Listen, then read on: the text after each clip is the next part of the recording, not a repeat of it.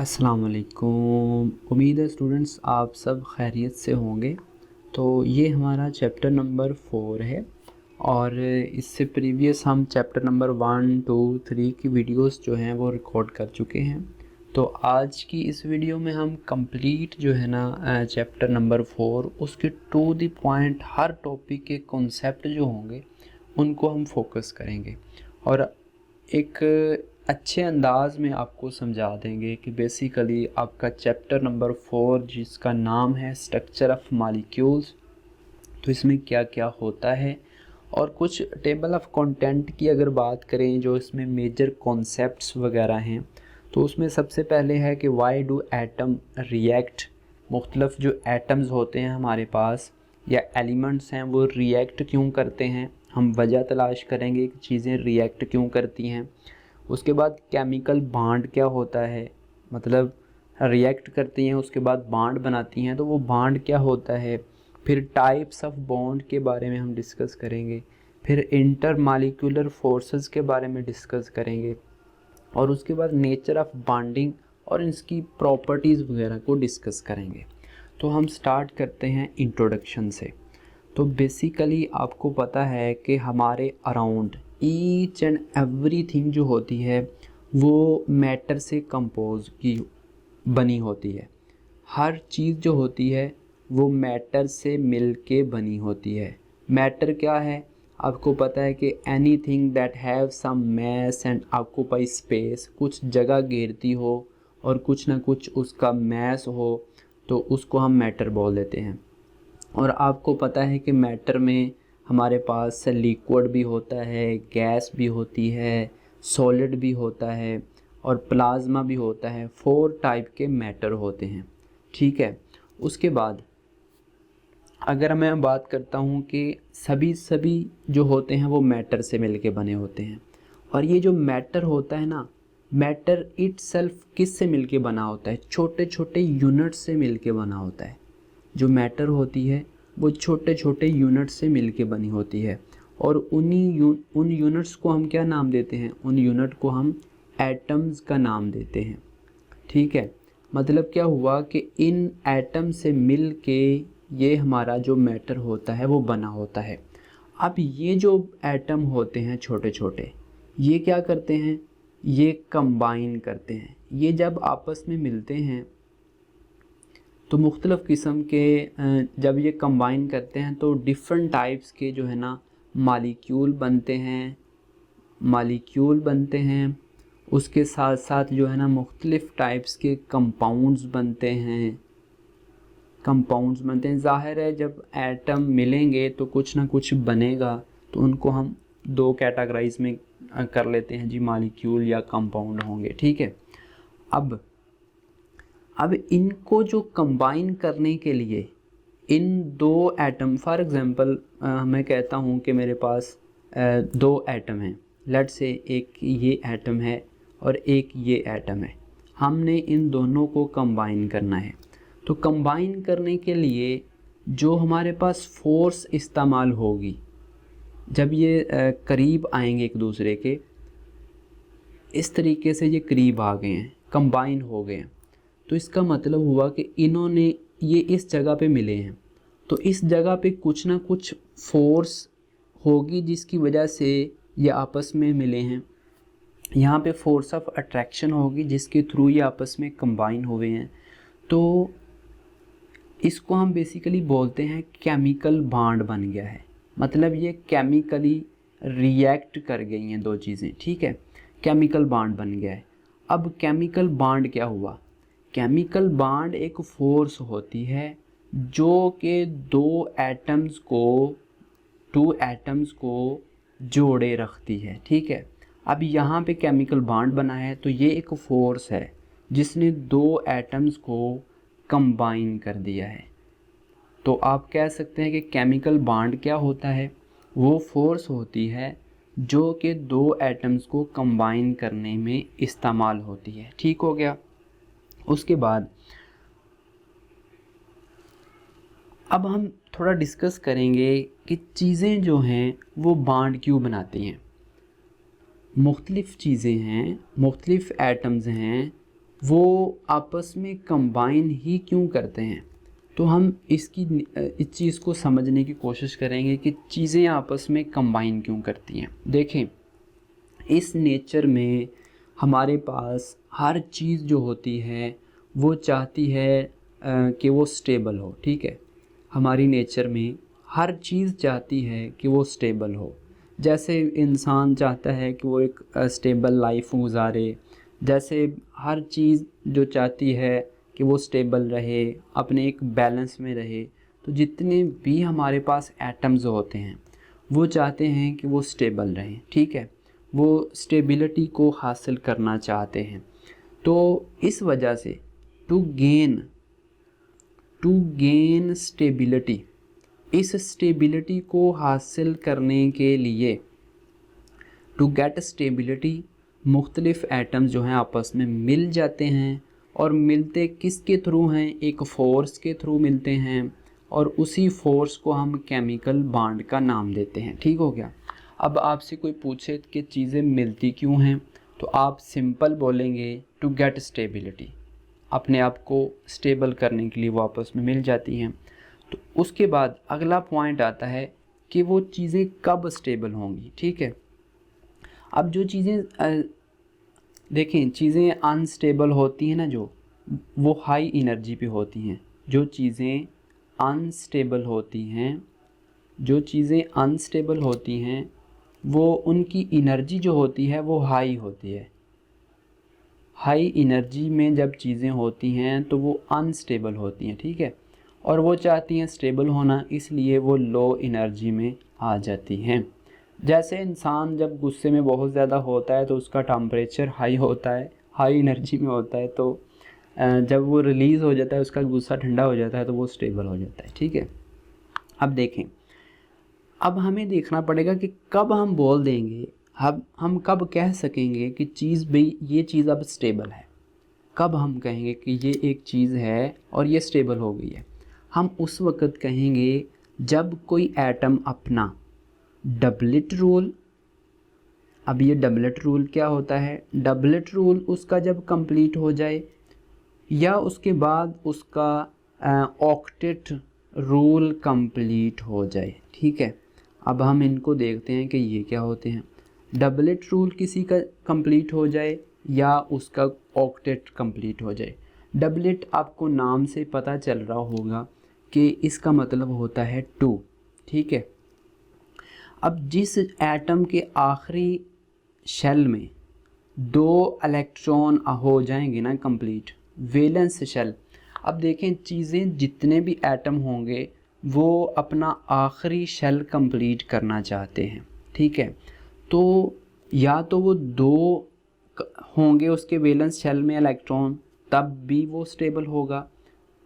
अगर किसी चीज़ के आखिरी शेल में 2 इलेक्ट्रॉन हैं तो उसका हम बोलेंगे कि डबलेट रूल जो है वो कंप्लीट है, ठीक है। किसी चीज़ के आखिरी शेल में अगर 2 इलेक्ट्रॉन हैं तो हम बोल देंगे कि इसका जो डबलेट है वो कंप्लीट है। इस कंप्लीट का क्या मतलब है कि वो स्टेबल है, ठीक है। फॉर एग्ज़ाम्पल मैं बात करता हूँ, सिंपल एक मॉलिक्यूल होता है हमारे पास H2।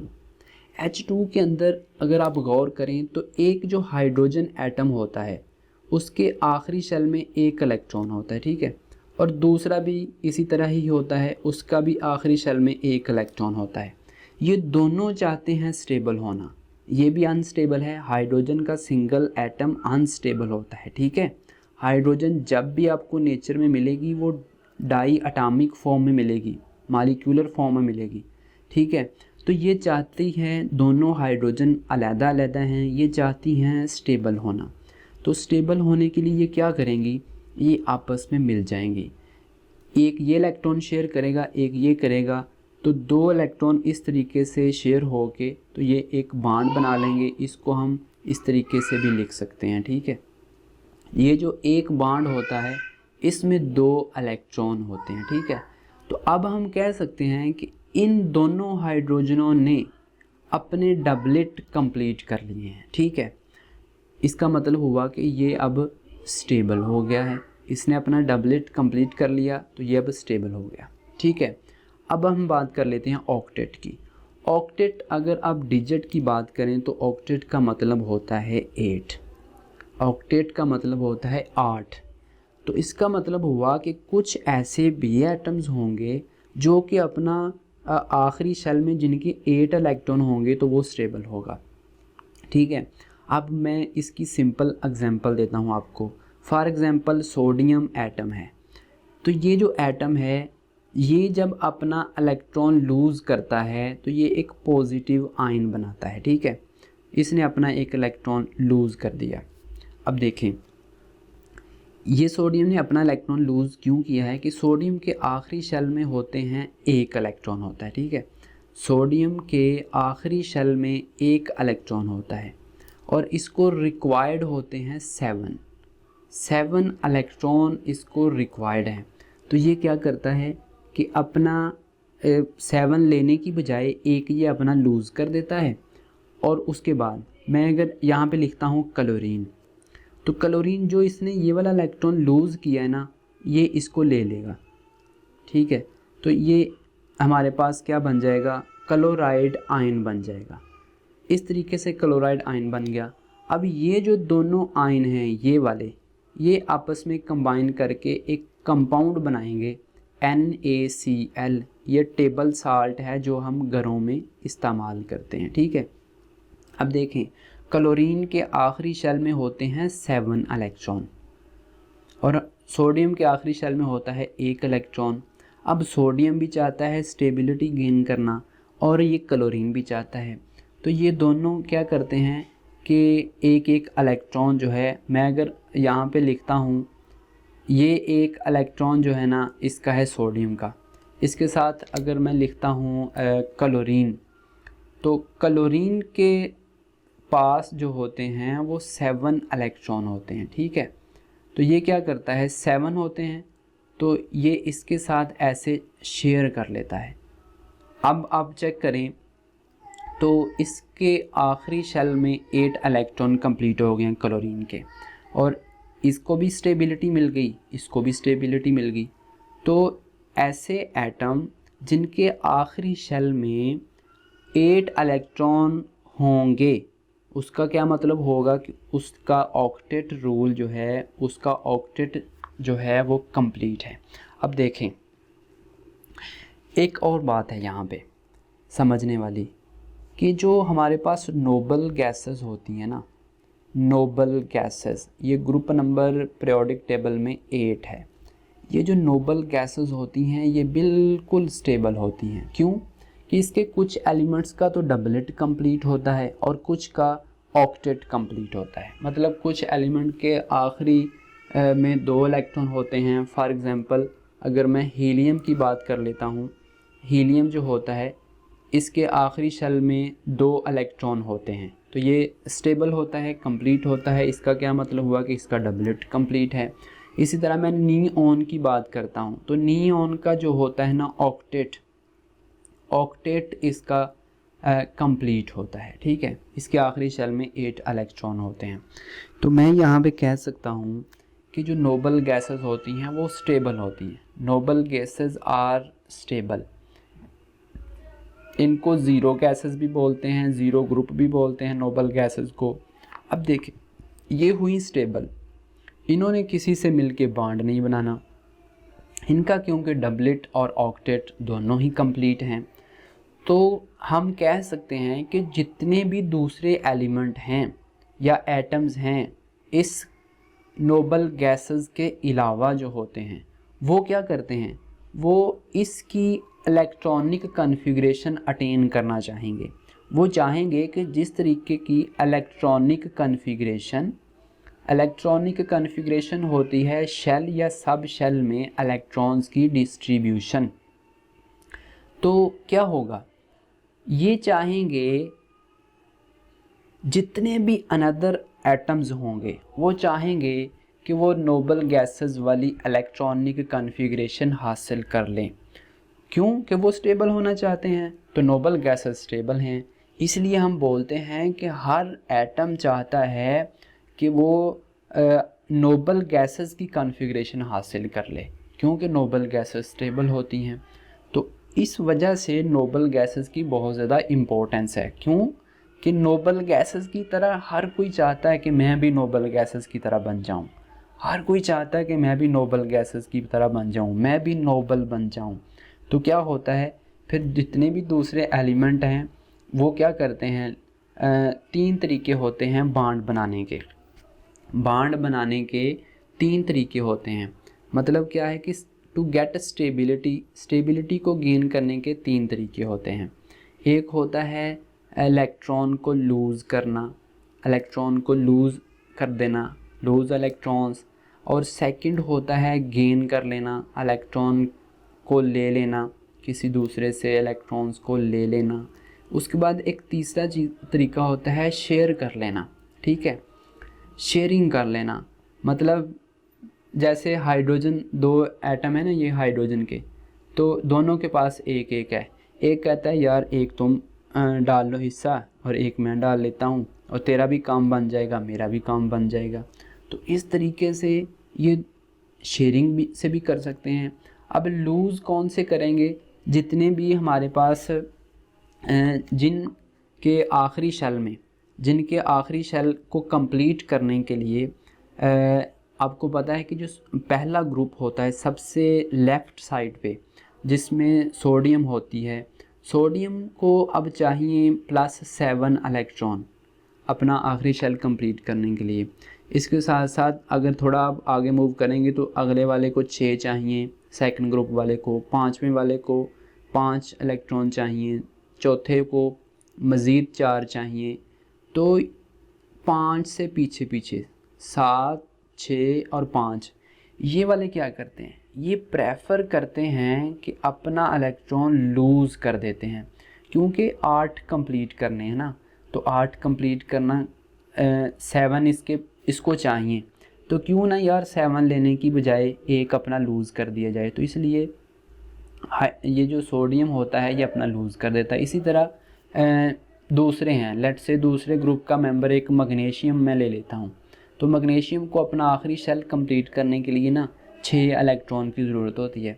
तो ये क्या करता है कि यार 6 इलेक्ट्रॉन मज़ीद लेने हैं, 2 हैं, तो ये क्या करता है अपने बेचारा 2 जो है वो दे देता है। ठीक है, तो इसी तरह अगला जो होता है लाइक बोरॉन जो होता है, बोरॉन के आखिरी शेल में 5 इलेक्ट्रॉन की ज़रूरत होती है। तो बजाय इसके कि ये 5 निकाले तो कितना आसान है कि 3 जो है वो लूज़ कर देता है। मतलब 5 किसी से लेने की बजाय अपने 3 दे देता है। तो इसका मतलब हुआ कि जो इलेक्ट्रॉन अपना लूज़ करेंगे वो कुर्बानी देंगे, मतलब प्रेफर करेंगे कि अपना इलेक्ट्रॉन किसी को दे दें। ठीक है, अब गेन जिनका भी 4 से ज़्यादा गेन कौन से करेंगे, जिनका भी 4 के बाद, मतलब कार्बन जो है ना, कार्बन के आखिरी शेल में होते हैं 4 इलेक्ट्रॉन, कार्बन के आखिरी शेल में 4 इलेक्ट्रॉन होते हैं।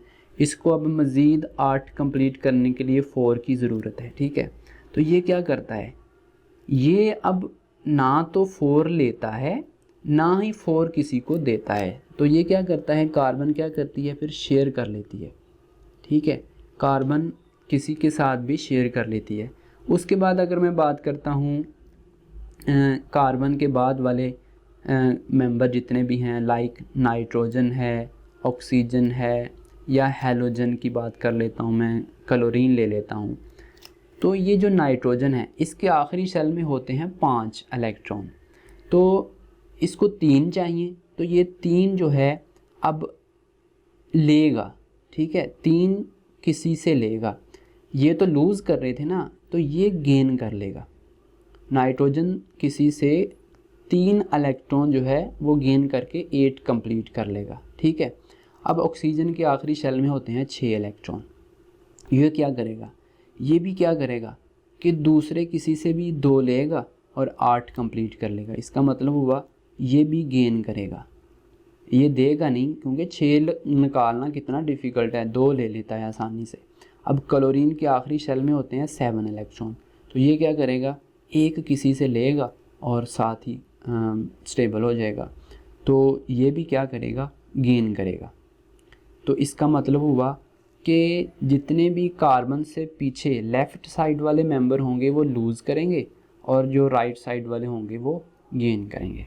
तो इस तरीके से आपका जो होगा तरीका होता है कि जो चीज़ें होती हैं इस वजह से केमिकल बॉन्ड बनाती हैं कि वो स्टेबल हो सकें। और वो स्टेबल किन किन तरीक़ों से हो सकती हैं वो हमने देख लिया कि या तो वो इलेक्ट्रॉन को लूज़ करेंगी, या वो गेन करेंगी, तो या फिर वो शेयर करेंगी।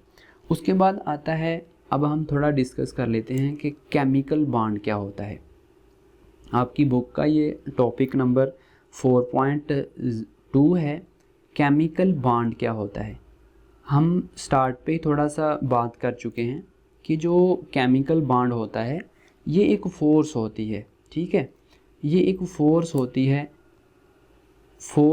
है जो कि टू एटम्स को क्या करती है, टू एटम्स को कंबाइन करके रखती है। इसको हम बोलते हैं कि ये एक केमिकल बॉन्ड है, ठीक है। A chemical bond is defined as force of attraction between atoms that holds them together in a substance।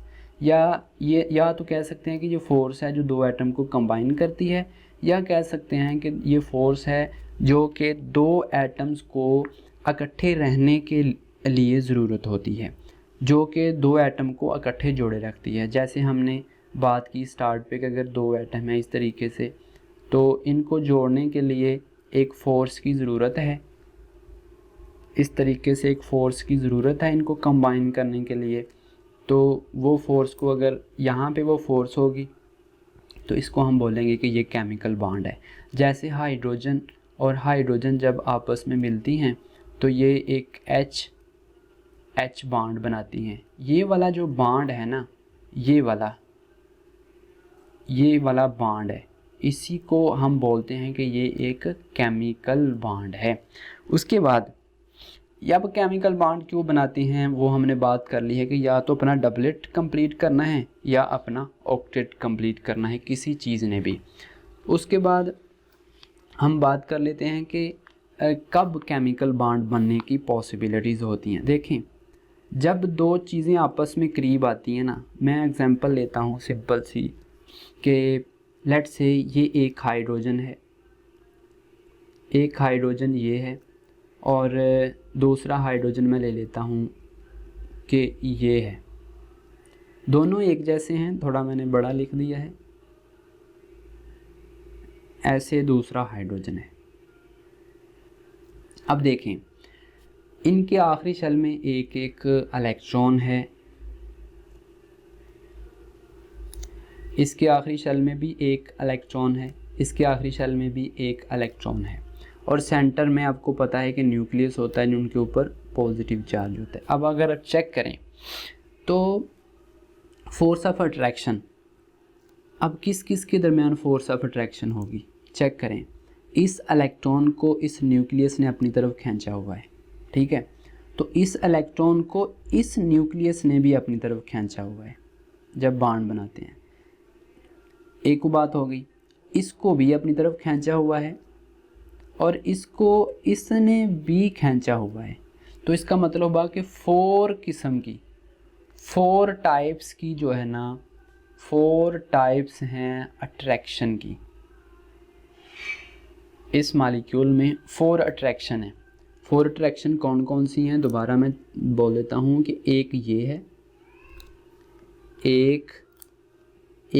ये वाली है जिससे इस वाले न्यूक्लियस ने इसको अट्रैक्ट किया हुआ है, एक ये वाली है, इसको 2 बोल देते हैं, 3 और ये 4 किस्म की फोर्स ऑफ अट्रैक्शन है। और अगर मैं दूसरी बात करता हूँ रिपल्शन की, तो जो रिपल्सिव फोर्सेस हैं वो एक तो पॉजिटिव और पॉजिटिव के दरमियान होगी, मतलब पॉजिटिव को रिपेल करेगा और नेगेटिव इलेक्ट्रॉन नेगेटिव को रिपेल करेगा। ये भी रिपल्सिव फोर्स है और ये वाली भी रिपल्सिव फोर्स है। देखें, सिर्फ 2 टाइप की, मतलब इलेक्ट्रॉन को रिपेल कर रहा है और न्यूक्लियस को रिपेल, आपको पता है कि जो सेम चार्जेस होते हैं वो एक दूसरे को रिपेल कर देते हैं।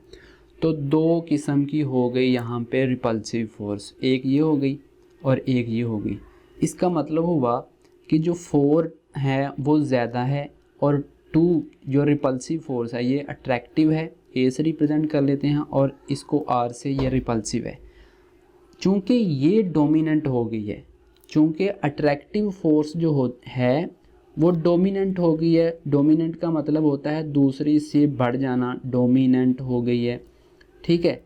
अब ये डोमिनेंट हो गया फोर्स ऑफ अट्रैक्शन, तो इस वजह से बॉन्ड जो है वो बन जाएगा, बॉन्ड की फॉर्मेशन हो जाएगी। तो आप कह सकते हैं कि जब फोर्स ऑफ अट्रैक्शन डोमिनेंट हो जाती हैं तो उस वक़्त चीज़ों में बॉन्ड बन जाता है। अगर फोर्स ऑफ रिपल्सिव डोमिनेंट हो जाएं ये वाली, तो फिर no bond formation, no bond formation. जब मतलब यह है कि वो रिपल्सिव फोर्सेस बढ़ जाएंगे आपस में, तो तब बॉन्ड नहीं बनेगा। तो जब आप सिंपल कह सकते हैं कि अगर फोर्स ऑफ अट्रैक्शन ज़्यादा हो गई तो फिर बॉन्ड बन जाएगा, और जब फोर्स ऑफ अट्रैक्शन बल्कि रिपल्सिव फोर्सेस ज़्यादा हो गई तो देन बॉन्ड नहीं बनेगा। अब इसी बेसिस के ऊपर जो है ना मुख्तलिफ किस्म के बॉन्ड की होती हैं, लाइक अब केमिकल बॉन्ड हमने बात कर ली है कि केमिकल बॉन्ड 3 तरीक़ों से बन सकता है या 4 तरीके भी हो सकते हैं, शेयरिंग, गेनिंग या लूजिंग इलेक्ट्रॉन से, या समहाउ जो लोन पेयर होता है एटम्स के अंदर वो भी आपस में शेयर करके बॉन्ड की। देखें, सबसे पहले आयनिक बॉन्ड को समझने के लिए ना आप सिंपल याद रखें कि ये जो बॉन्ड होता है ना, ये बॉन्ड बनता है हमेशा एक पॉजिटिव आयन के दरमियान और एक जो होता है वो नेगेटिव आयन के दरमियान। एक पॉजिटिव आयन होना चाहिए और एक नेगेटिव आयन होना चाहिए। जब ये दोनों कंबाइन करेंगे तो हमारे पास जो है ना आयनिक बॉन्ड की फॉर्मेशन हो जाएगी, ठीक है। अब देखें, अब पॉजिटिव आयन हमने बनाना है और एक नेगेटिव आयन बनाना है। तो इसको समझने के लिए हम बात कर लेते हैं थोड़ी सी, जो हमारे घरों में नमक होता है इसको टेबल साल्ट भी बोलते हैं और इसको सोडियम क्लोराइड बोलते हैं। इसकी फॉर्मेशन को हम चेक करते हैं। देखें, सबसे पहली बात जो है यहाँ पे सोडियम है, ठीक है। अब सोडियम का जो होता है, इसकी इलेक्ट्रॉनिक कॉन्फ़िगरेशन होती है, सोडियम का एटॉमिक नंबर होता है 11। सोडियम का एटॉमिक नंबर हो गया 11। इसकी इलेक्ट्रॉनिक कॉन्फ़िगरेशन अगर मैं लिखता हूँ इधर, तो 1s2 2s2 सॉरी ये जो सेंटर में है ये वाव है, उसके बाद 2p6 और 3s1। देखें, 2 2 4 6 10 और 1 11, मैंने 11 पूरे कर दिए हैं इसके एटॉमिक नंबर के लिहाज से। अब इसके आखिरी शेल में है सिर्फ एक इलेक्ट्रॉन, ये वाला इलेक्ट्रॉन है, ठीक है। अब मैं दूसरी साइड पे लिखता हूँ क्लोरीन को, तो क्लोरीन का एटॉमिक नंबर होता है 17। इसकी भी इलेक्ट्रॉनिक कॉन्फ़िगरेशन लिख लेते हैं। इलेक्ट्रॉनिक कॉन्फ़िगरेशन क्या होगी, 1s2 2s2 2p6 3s2 3p, कितने हो गए, 2 2 4 6 10 2 12 12 और 5 बाकी रह गए 2p5। तो इसका मतलब हुआ कि इसमें अब आखिरी शेल जो है वो 3 नंबर वाला है और इसमें इलेक्ट्रॉन कितने हैं, 7 इलेक्ट्रॉन। अगर आप चेक करें तो 2 ये वाले हैं और 2 ये वाले हैं। देखें, ये जो मेंबर है क्लोरीन, ये ग्रुप नंबर 17 का मेंबर है, ठीक है। 17 ग्रुप का मेंबर है, पीरियोडिक टेबल में 17 ग्रुप का मेंबर है। और ये जो है ये फर्स्ट ग्रुप का मेंबर है, फर्स्ट ग्रुप का मेंबर है। अब क्या होगा, ये जो होगा ये इलेक्ट्रॉन लूज़ होगा और उसके बरअक्स ये वाला जो होंगे 7 है ना, इसके आखिरी शेल में 7 इलेक्ट्रॉन है, तो ये वाला जो लूज़ इलेक्ट्रॉन होगा ना ये वाला, इसको ये गेन कर लेगा। तो सबसे पहले हमें थोड़ा क्या करना पड़ेगा, हमें थोड़ा बहुत हीट करनी पड़ेगी, एनर्जी रिक्वायर्ड होगी। सोडियम का आखिरी इलेक्ट्रॉन जो है, सोडियम इस तरह से अगर न्यूक्लियस है तो इसका सोडियम के आखिरी शेल से हमें इलेक्ट्रॉन को रिमूव करने के लिए, अगर फॉर एग्ज़ाम्पल के तौर पर यहाँ पे इलेक्ट्रॉन अवेलेबल है तो इसको यहाँ से निकालने के लिए कुछ एनर्जी देनी पड़ेगी, कुछ एनर्जी इंटर होगी और ये यहाँ से निकल जाएगा। तो सोडियम पॉजिटिव बनेगी और इलेक्ट्रॉन बाहर निकल जाएगा। अब ये पॉजिटिव आयन जो है बन गया है, ठीक है। उसके बरक्स क्लोरीन क्या करेगी, क्लोरीन उसी तरह जो इलेक्ट्रॉन यहाँ से निकला है उसको, चूँकि ये जो रिएक्शन हो रहा है ना, फॉर एग्ज़ाम्पल ये जो रिएक्शन हो रहा है ये एक बंद बीकर में या किसी फ्लास्क में हो रहा है, किसी बंद बीकर में या फ्लास्क के अंदर हो रहा है। फॉर एग्ज़ाम्पल कुछ इस तरीके से इसके अंदर जो है ना हमारा रिएक्शन हो रहा है, तो इस रिएक्शन में सोडियम ने अपना इलेक्ट्रॉन लूज़ किया है और साथ क्लोरीन अवेलेबल है, तो क्लोरीन को एक चाहिए तो वो ये वाला इलेक्ट्रॉन ले लेगी। तो क्या होगा, क्लोरीन एक इलेक्ट्रॉन लेगी और वो बना देगी क्लोराइड आयन।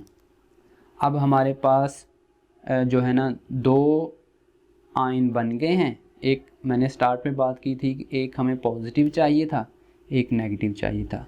सोडियम पॉजिटिव और क्लोराइड नेगेटिव, और ये हमें सोडियम क्लोराइड बना के दे देंगे। तो ये हमने बनाना था। तो इसके दरमियान जो बॉन्ड बना हुआ है, सोडियम क्लोराइड के दरमियान ये वाला जो बॉन्ड बना हुआ है ये आयनिक बॉन्ड है, ठीक है।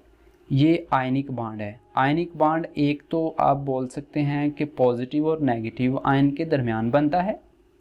दूसरा, इसमें कंप्लीट ट्रांसफ़र होता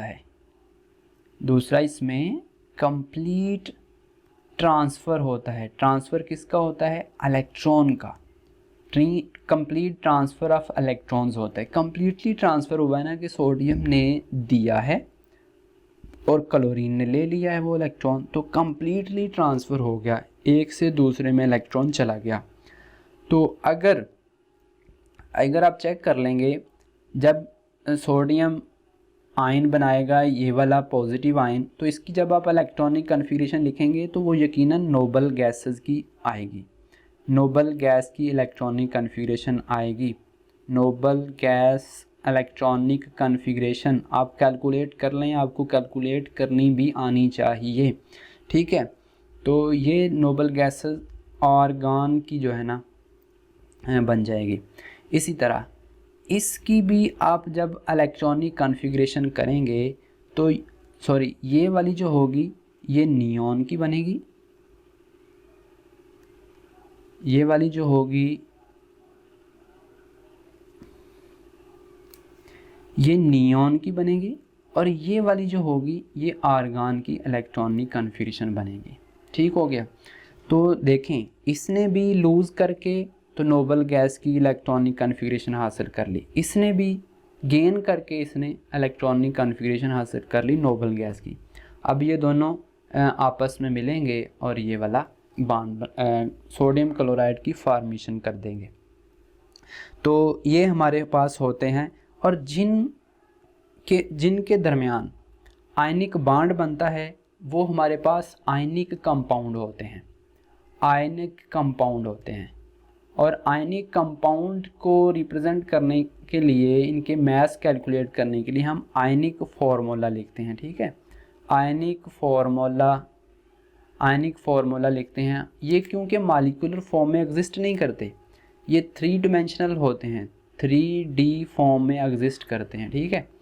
और इसके साथ साथ 3D फॉर्म में एग्जिस्ट करते हैं और क्रिस्टल्स की फॉर्म में होते हैं, 3D क्रिस्टल्स की फॉर्म में होते हैं, ठीक हो गया।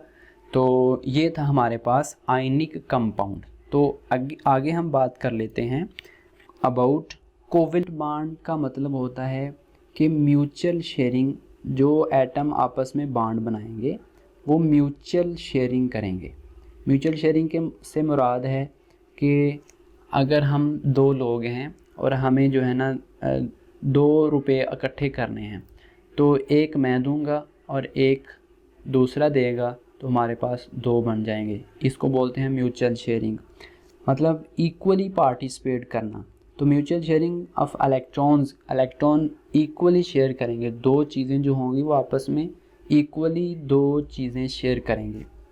फॉर एग्ज़ाम्पल मैं यहाँ पे दोबारा कोट करता हूँ, हाइड्रोजन और हाइड्रोजन। ये एक हाइड्रोजन एटम है और एक ये हाइड्रोजन एटम है। अगर ये दोनों के दोनों, एक इसका इलेक्ट्रॉन जाएगा एक इसका इलेक्ट्रॉन जाएगा, और जब ये दोनों बॉन्ड बनाएंगे तो कुछ इस तरीके से एक इलेक्ट्रॉन इस हाइड्रोजन का हो जाएगा और एक इलेक्ट्रॉन इस हाइड्रोजन का हो जाएगा। इसको इस तरीके से भी लिख सकते हैं H बॉन्ड H।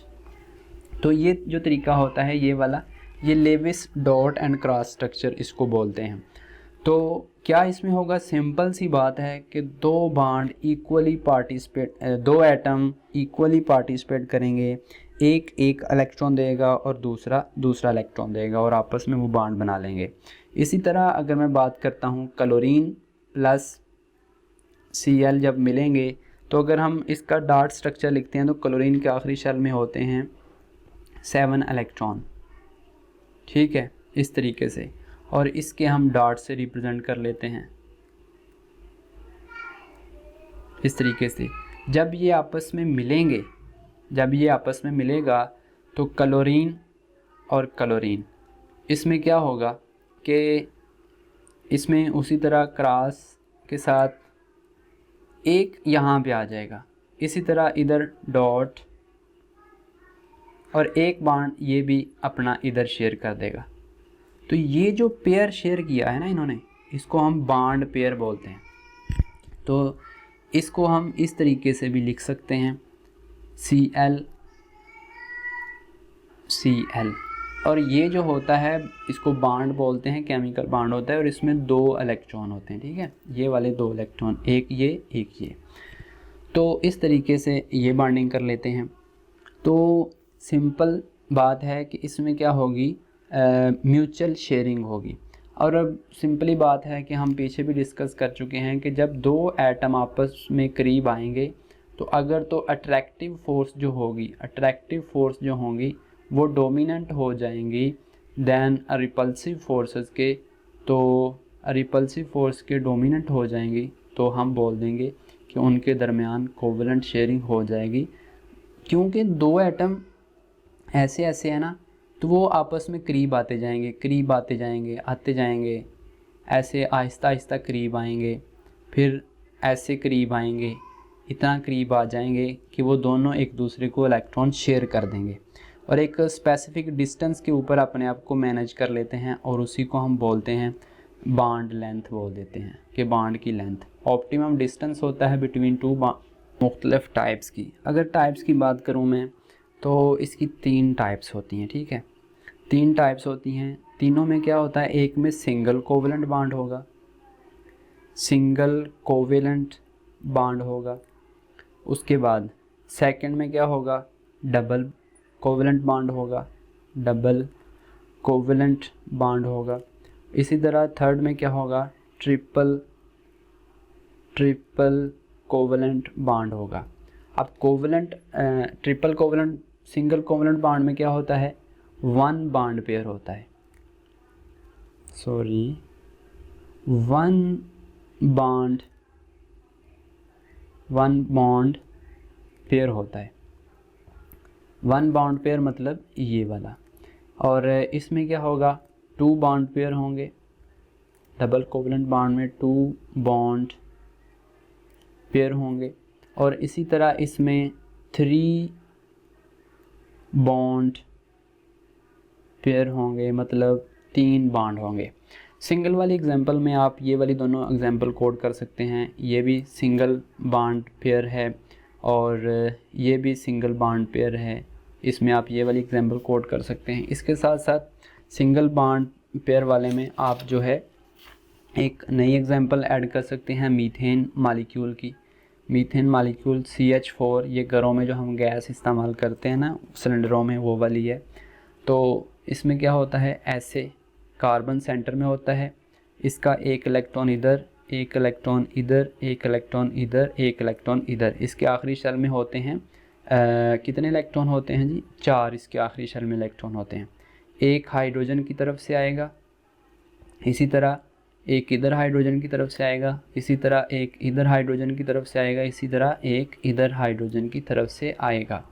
तो ये आपस में क्या कर लेंगे, बॉन्डिंग कर लेंगे। और इन्होंने एक एक बॉन्ड शेयर किया है, तो इसलिए क्या होंगे, ये कोवलेंट बॉन्ड होंगे, इक्वली शेयर हुई हैं। तो इसको इस तरीके से भी लिख सकते हैं, सी,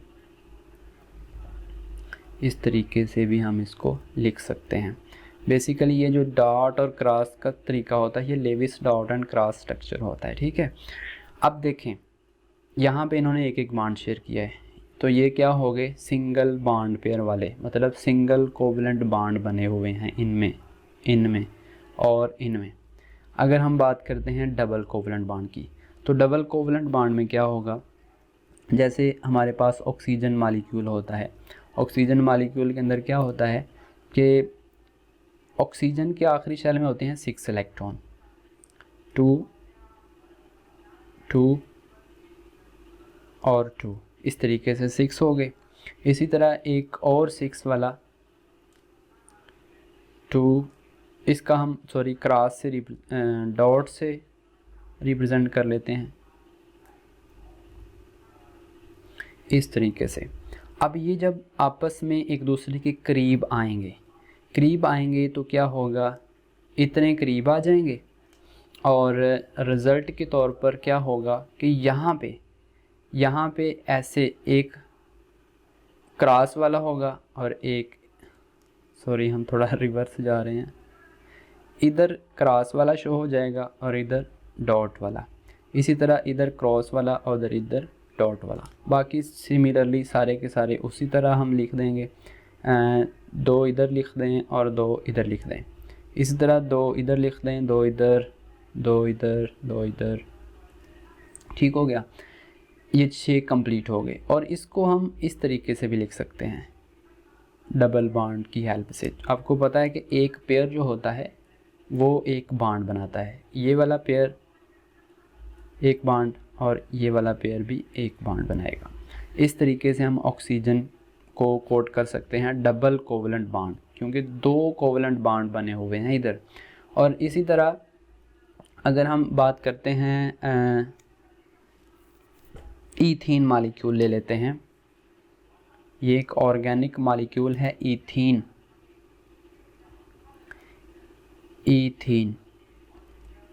CH2CH2, ये ईथीन मॉलिक्यूल है।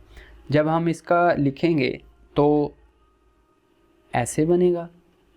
फॉर एग्ज़ाम्पल एक कार्बन लिख लिया हमने इधर और दूसरा कार्बन लिख लेते हैं इधर। अब देखें दोनों के पास, एक को हम क्रॉस से रिप्रेजेंट करेंगे और एक को हम डॉट से रिप्रेजेंट करेंगे। इसके पास जी एक क्रॉस इधर आ गया और ये वाला डॉट जो होगा ये हाइड्रोजन की तरफ से होगा।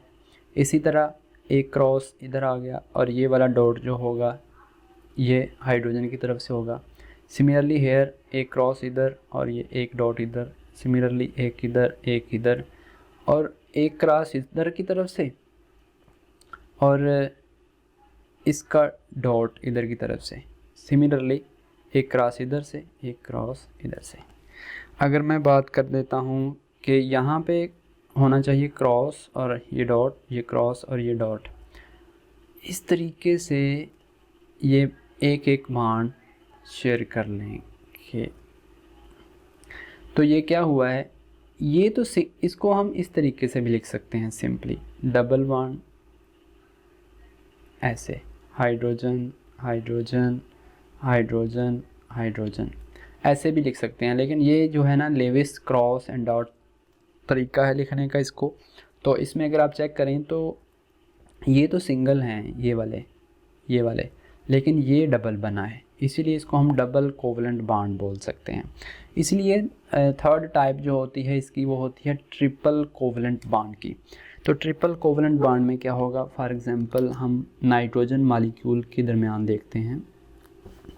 आपको पता है कि नाइट्रोजन के आखिरी शेल में कितने इलेक्ट्रॉन होते हैं, 5 होते हैं, ठीक है। तो 1, 2, 3, 4 और 5। इसी तरह एक अनदर मॉलिक्यूल हम लिख लेते हैं, उसके भी इसी तरह ही होंगे, 1, 2, 3 और ये वाले। तो जब ये आपस में शेयरिंग करेंगे, एक दूसरे के पास आएंगे, पास किस लिए आएंगे, क्योंकि इन्होंने आपस में शेयरिंग करनी है, इलेक्ट्रॉन की शेयरिंग करनी है। तो क्या होगा, एक नाइट्रोजन इधर और एक नाइट्रोजन इधर, क्या करेंगे कि सॉरी हम नहीं यार, इसको ना ऐसे थोड़ा करना था, इसके क्रॉस से हम रिप्रेजेंट कर लेते हैं।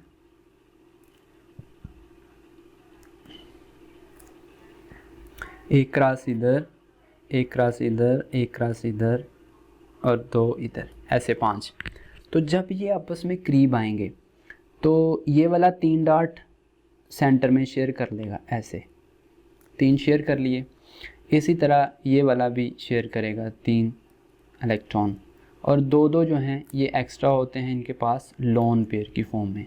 तो ये बॉन्ड, एक ये बॉन्ड, एक ये बॉन्ड, एक ये बॉन्ड, तो इस तरीके से इनके दरमियान बॉन्डिंग होती है, और इसको हम इस वे में भी लिखते हैं। आपको पता है कि इनके ऊपर एक एक लोन पेयर भी होता है। लोन पेयर से मुराद होती है जिसने बॉन्डिंग में पार्टिसिपेट नहीं किया होता। तो ये होती है, अगर आप चेक करें तो हर हाइड्रोजन ने अपना ऑक्टेट भी यहाँ पे कंप्लीट किया हुआ है, डबलेट भी कंप्लीट किए हुए हैं। ओके, तो नेक्स्ट जो हमारा टॉपिक है वो है डेटिव कोवलेंट और coordinate covalent bond. Coordinate covalent bond, coordinate से मुराद होता है कि किसी के साथ तावन करना। कोऑर्डिनेट कोवलेंट बॉन्ड, इसका मतलब होता है कि किसी के साथ तावन करना। अब तावन कैसे होगा ये हम चेक करेंगे कि तावन कैसे होगा। देखें, फॉर एग्जांपल बात करते हैं कि लोन पेयर की बात करते हैं। आपको पता है कि जो कार्बन के बाद के मेंबर हैं ना, नाइट्रोजन है, ऑक्सीजन है और हैलोजन वाले हैं, क्लोरीन है, ये जो 3 ग्रुप हैं इन सभी के पास लोन पेयर होते हैं।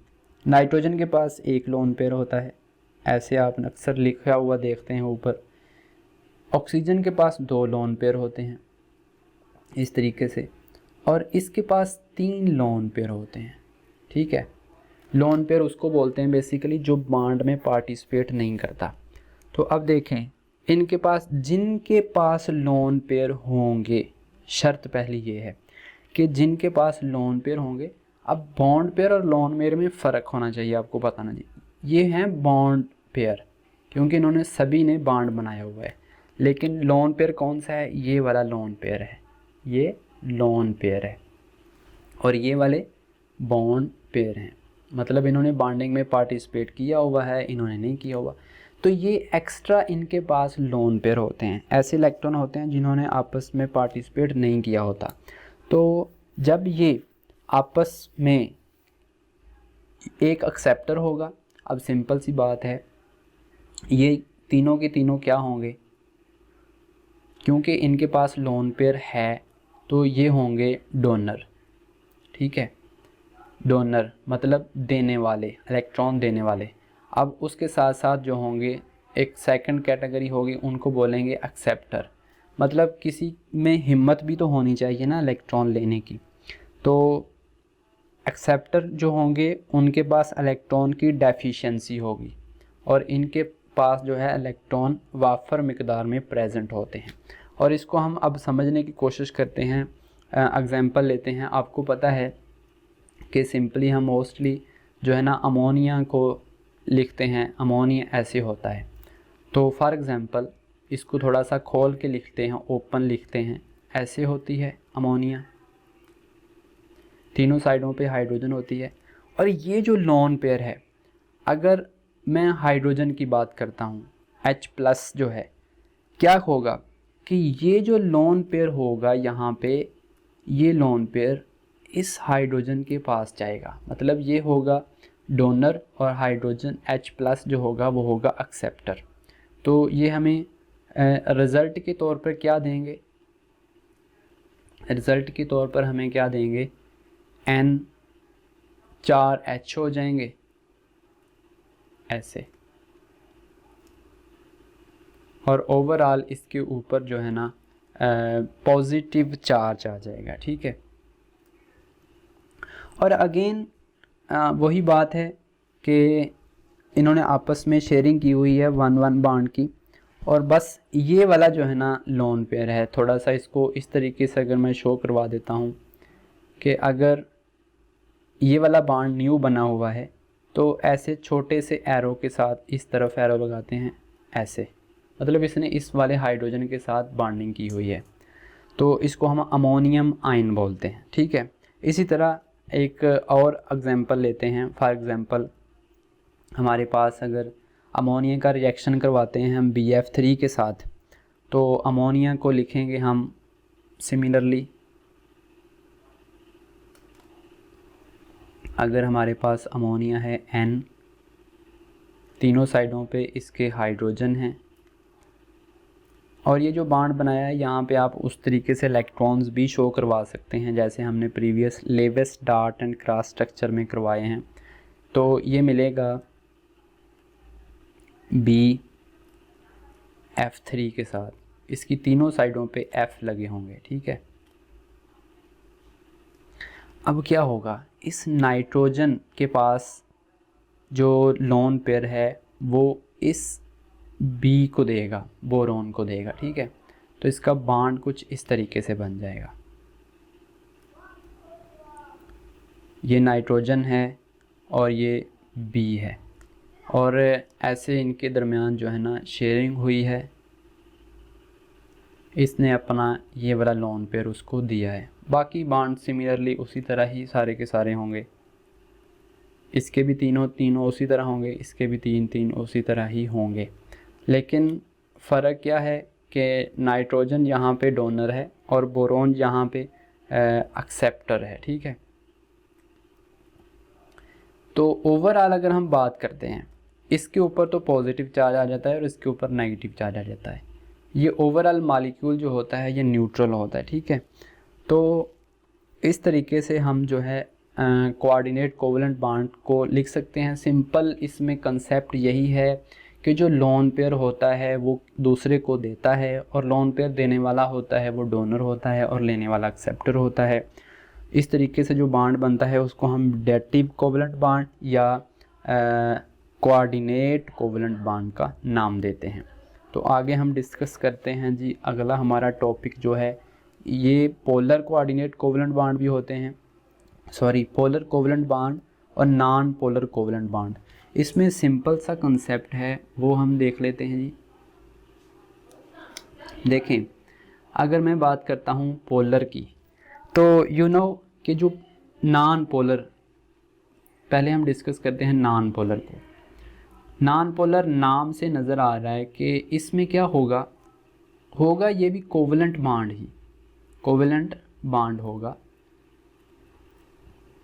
लेकिन क्या होगा, नॉन पोलर होगा। नॉन पोलर जिसमें पोल नहीं होंगे। फॉर एग्जांपल ऐसे एटम जो कि होमो एटॉमिक एटम्स जो होंगे, होमो एटॉमिक एटम्स जो होंगे।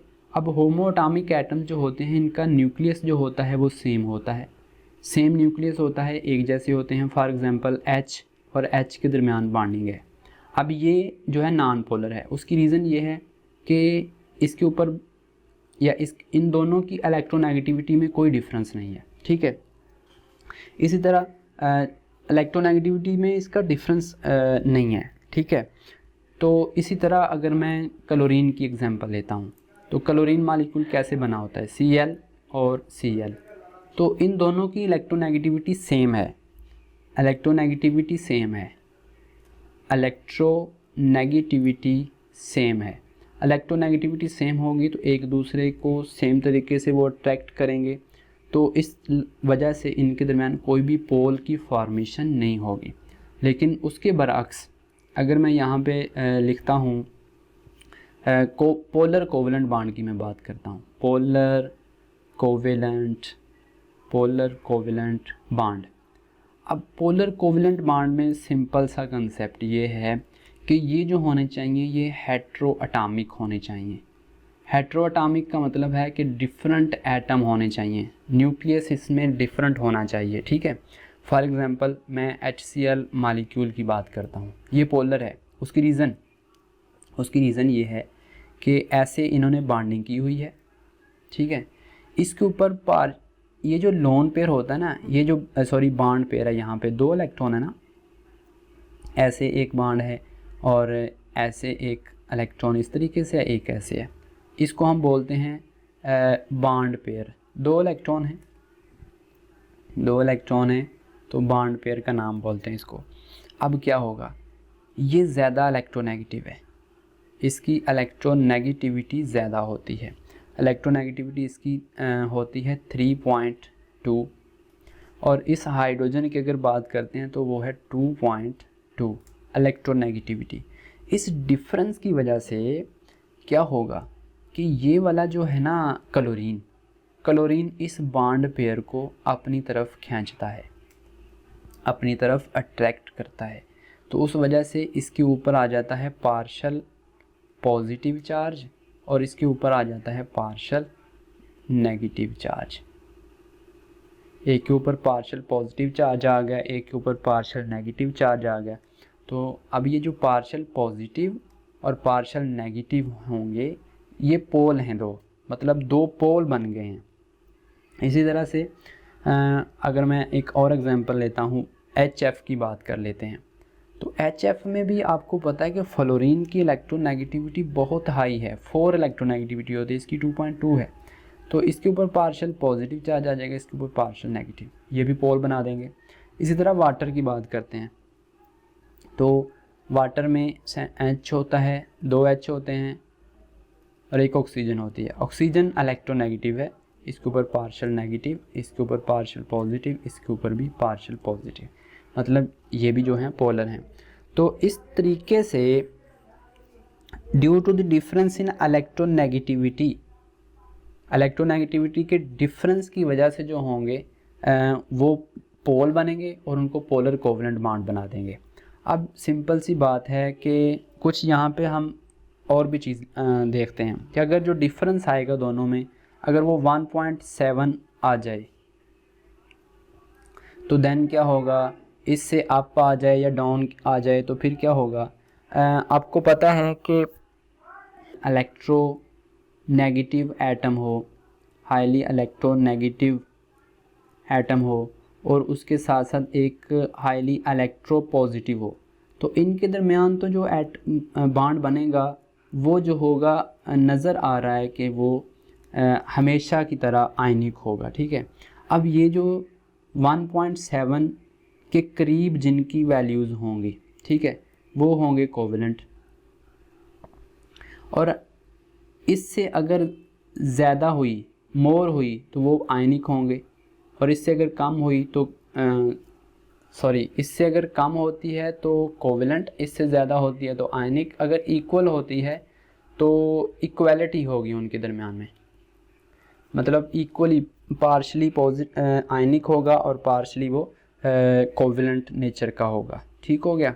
उसके बाद आता है हमारे पास 4 टाइप का, कर लेते हैं थोड़ी सी मेटालिक बॉन्ड के बारे में। ये बहुत ज़्यादा इजी है यार। इसमें सिंपल ये होता है कि आपको पता है कि जो मेटल होती हैं वो इलेक्ट्रो पॉजिटिव होती हैं, ठीक है, इलेक्ट्रो पॉजिटिव होती हैं, मेटल इलेक्ट्रो पॉजिटिव होती हैं, मतलब पॉजिटिव करैक्टर रखती हैं। अब देखें, अगर ये एक मेटल का पीस है, ये वाला, ठीक है, ये मेटल का पीस है, ये इसमें इस तरीके से पॉजिटिव चार्जेस हैं, इस तरीके से पॉजिटिव चार्जेस होते हैं, इस तरीके से पॉजिटिव चार्जेस होते हैं। और सेम इसमें क्या होता है कि मुख्तलिफ़ किस्म के इस तरीके से बाहर इलेक्ट्रॉन भी होते हैं। ये जो सर्कल हैं ये इलेक्ट्रॉन शो करवाते हैं, तो ये फ्री मूव करते रहते हैं, ये इलेक्ट्रॉन फ्री मूव करते रहते हैं। तो हम कह सकते हैं कि जो बॉन्ड होता है, मेटालिक बॉन्ड जिसको नाम दिया है हमने, वो क्या होगा, इन पॉजिटिव चार्जेस के दरमियान होगा, और ये जो फ्री इलेक्ट्रॉन्स हैं, ये जो फ्री इलेक्ट्रॉन्स हैं, फ्री इलेक्ट्रॉन्स के दरमियान होगा, उसको बोलेंगे कि ये मेटालिक बॉन्ड है। ये पॉजिटिव चार्ज या आयन और फ्री इलेक्ट्रॉन्स के दरमियान जो बॉन्ड बनेगा उसको बोलेंगे हम मेटालिक बॉन्ड। अब मेटालिक बॉन्ड की बहुत सारी प्रॉपर्टीज़ होती हैं। हीट के अच्छे कंडक्टर होते हैं, इलेक्ट्रिसिटी के अच्छे कंडक्टर होते हैं। उसके साथ साथ जो है इनमें प्रॉपर्टी होती है कि इनके बॉइलिंग और मेल्टिंग पॉइंट जो हैं वो हाई होते हैं, गुड कंडक्शन होते हैं ऑफ इलेक्ट्रिसिटी के। तो ये इनकी कुछ प्रॉपर्टीज़ होती हैं। तो अब हम थोड़ी सी ना बात कर लेते हैं इंटरमॉलिक्यूलर फोर्सेस की। जो फोर्सेस प्रेजेंट होती हैं इन केमिकल बॉन्ड के अलावा भी कुछ फोर्सेस प्रेजेंट होती हैं मुख्तलिफ मालिक्यूल के अंदर, मुख्तलिफ कंपाउंड्स के अंदर। तो थोड़ा सा उनको हम चेक कर लेते हैं। इंटरमॉलिक्यूलर फोर्सेस होती हैं लाइक डाइपोल इंट्रैक्शन होती है, हाइड्रोजन बॉन्डिंग होती है। तो ये जो फोर्सेस होती हैं ये केमिकल बॉन्ड के अलावा एक्स्ट्रा फोर्सेस होती हैं जी। तो हमने स्टूडेंट्स बात की कि जो केमिकल बॉन्ड होता है वो एटम्स के दरमियान एक फ़ोर्स होती है जो उनको कंबाइन करके रखती है।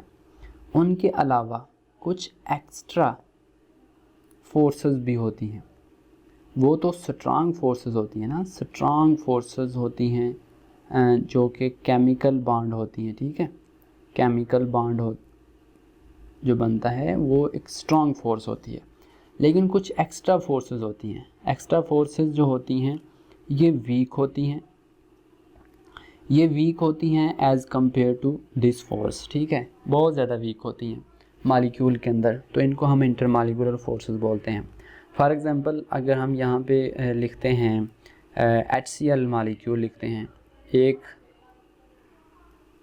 मालिक्यूल के दरमियान होंगी ना, तो देखें HCl एक नया मालिक्यूल इसके साथ हम ऐड करते हैं,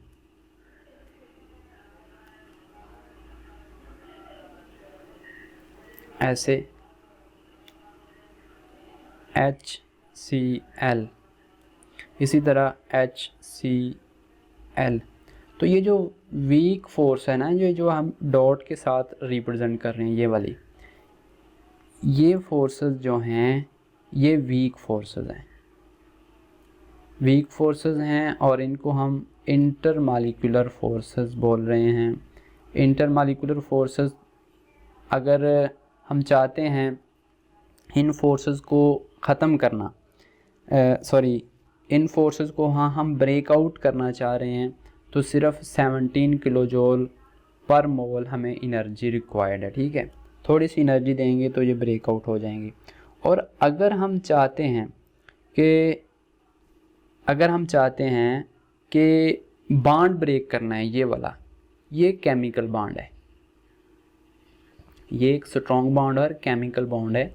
और ज़ाहिर है स्ट्रॉन्ग बॉन्ड है तो इसको तोड़ने के लिए एनर्जी भी हाई होगी।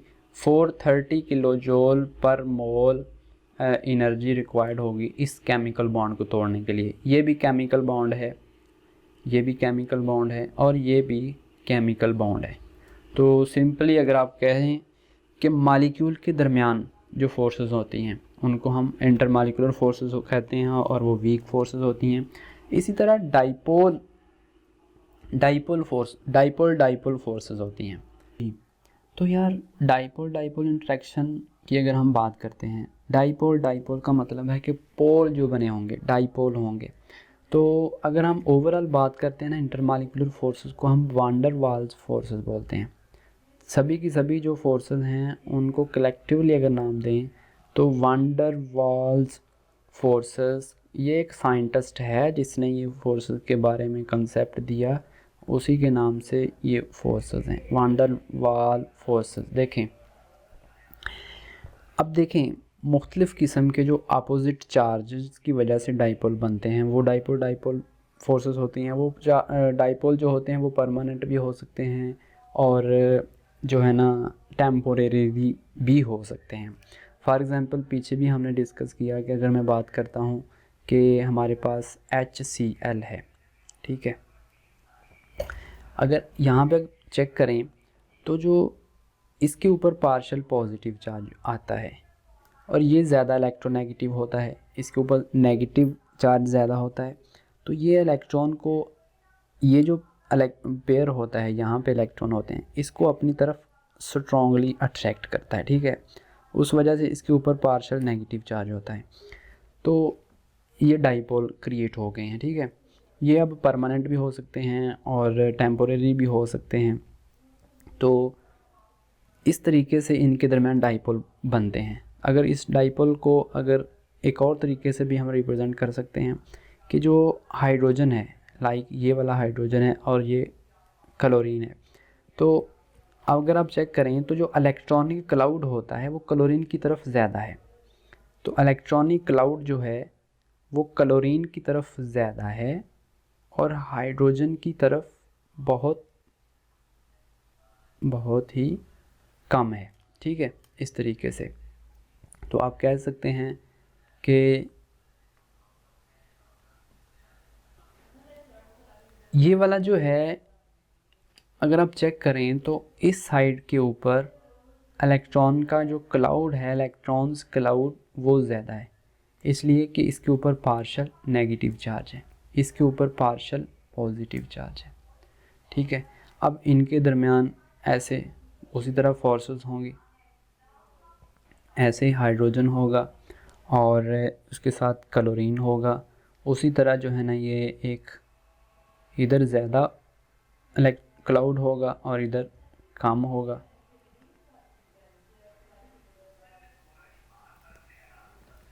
इस तरीके से। तो इसी तरह अगर आप मज़ीद आगे आप जो मालिक्यूल हैं वो जोड़ते जाएं तो इस तरीके से हम बता सकते हैं due to the difference in electronegativity मुख्तलिफ कंपाउंड जो होते हैं वो बनाते हैं डाइपोल बनाते हैं। वो परमानेंट भी हो सकते हैं और टेम्पोरेरी भी हो सकते हैं। उनकी वजह से जो उनके दरमियान डाइपोल के दरमियान फोर्सेस होती है उसको हम बोलते हैं डाइपोल फोर्सेस।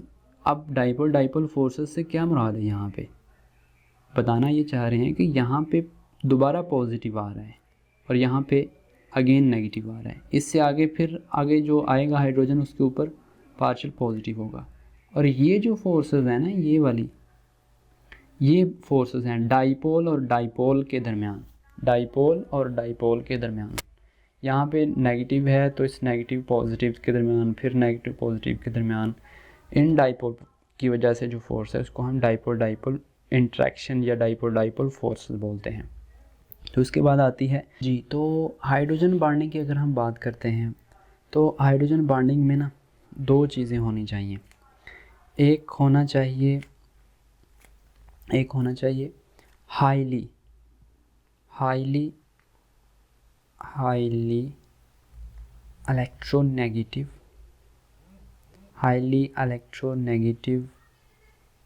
एटम होना चाहिए, ठीक है।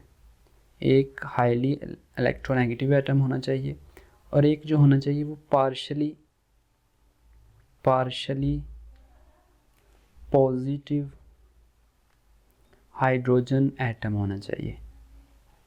अब हाईली इलेक्ट्रोनेगेटिव कौन कौन से हो सकते हैं? ये क्लोरीन हो सकती है, ऑक्सीजन हो सकती है और नाइट्रोजन हो सकती है।